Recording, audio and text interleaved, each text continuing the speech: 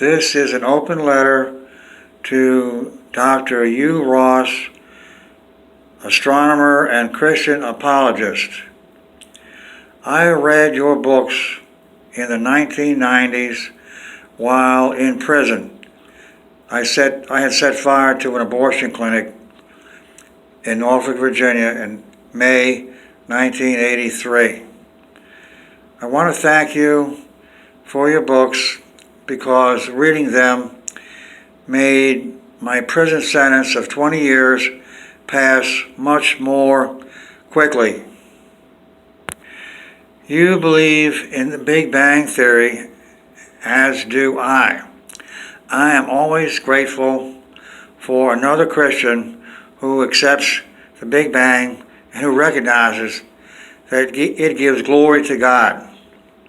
In fact, it is what, quote, the skies declare, unquote, from Psalms 19, verse 1.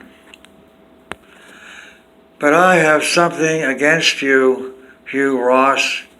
You embrace the Big Bang Theory, but you leave the Big Bang out of your interpretation of Genesis chapter 1. You leave that original creation act out of creation week. Shame, shame. You could have taken God's command, quote, let there be light, unquote, as the moment of the Big Bang. But instead you see that original light as mere sunlight. For you take the words, quote, the earth was void and without form, unquote, to mean that the earth was already in existence at that point. Therefore, so was the sun. Let me turn you on to an alternative interpretation of Genesis 1, especially verse 3, which reads, and God said, let there be light, and there was light, unquote. We have reason for taking that to be about the Big Bang. For, quote, let there be light, unquote, can be taken as God's first creative command. And so that would be the point at which the narrative takes place. At that point, creation, the beginning of creation, occurs. For Psalms 33, verse 6 through 9, clearly requires that a creative command precede the creation events. For it reads, quote, by the word of the Lord were the heavens made, ... he commanded, and they stood fast, quote, unquote. There is no creative command preceding the mention of the earth in verse 2. So we can discount the existence of the earth at that point. Plus, God makes it easy for us to deny the reality of the earth in day 1, for we read, quote, the earth was void and without form, unquote. Something that is totally void and formless doesn't exist. It has no basis for material existence. So we really can dismiss the earth as totally out of place at this point in the narrative. Ditto for the oceans, which are called, quote, the deep, unquote. Since the oceans are part of planet Earth, if Earth does not yet exist, neither can the oceans, except metaphorically as the limitless ocean of emptiness, of fathomless nothingness that predated the Big Bang. Now, I said the earth is out of place at this point in the narrative. Actually, the narrative does not begin until the universe begins. And that, the beginning of the universe is when the Big Bang occurs. So only in verse 3 can we say that the narrative of Genesis 1 begins. Now, what basis is there for saying that the Big Bang equals the creation of the original light in the universe? Well, all the energy locked up in all the matter that exists throughout the whole universe came into existence at the Big Bang, as you know, Dr. Hugh Ross, as in the form of heat, in the form as trillions of degrees, trillions times trillions of degrees of heat. I'm talking about infrared radiation,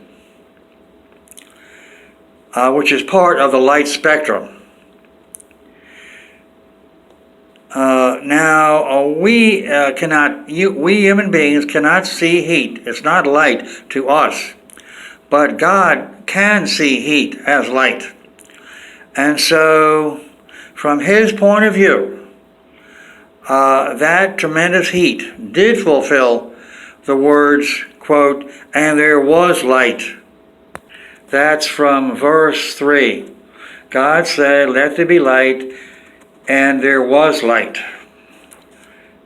Now, what if you reject the claim that, quote, "let there be light," was a command? It doesn't really sound like a command.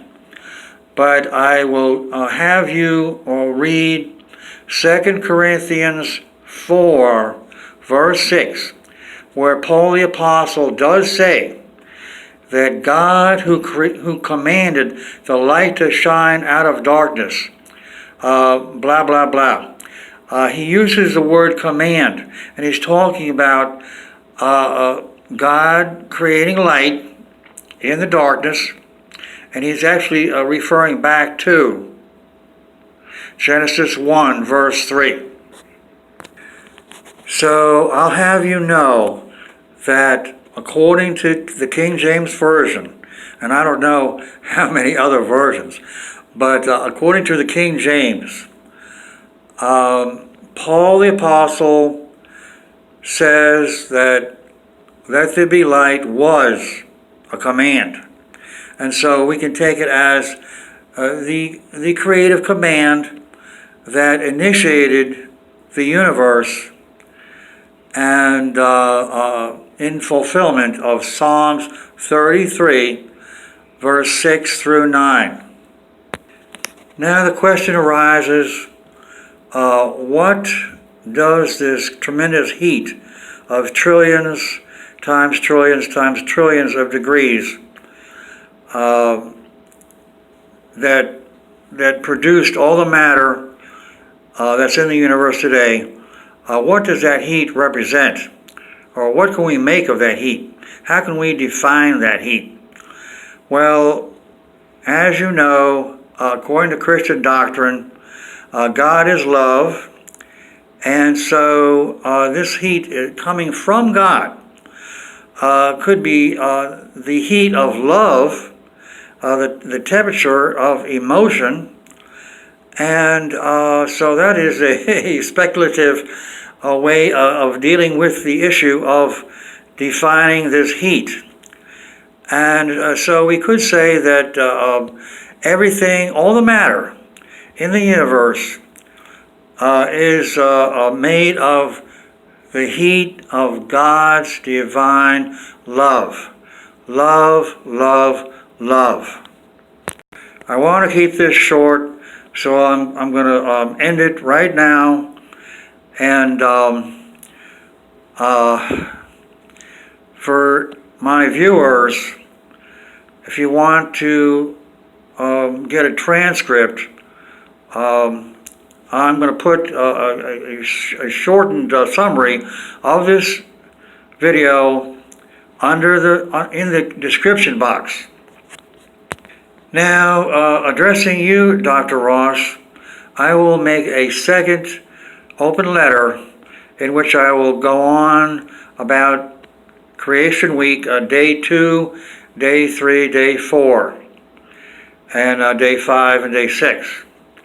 But for right now, I think this is long enough, and I want to end it now so that the Big Bang will remain the focus of this open letter.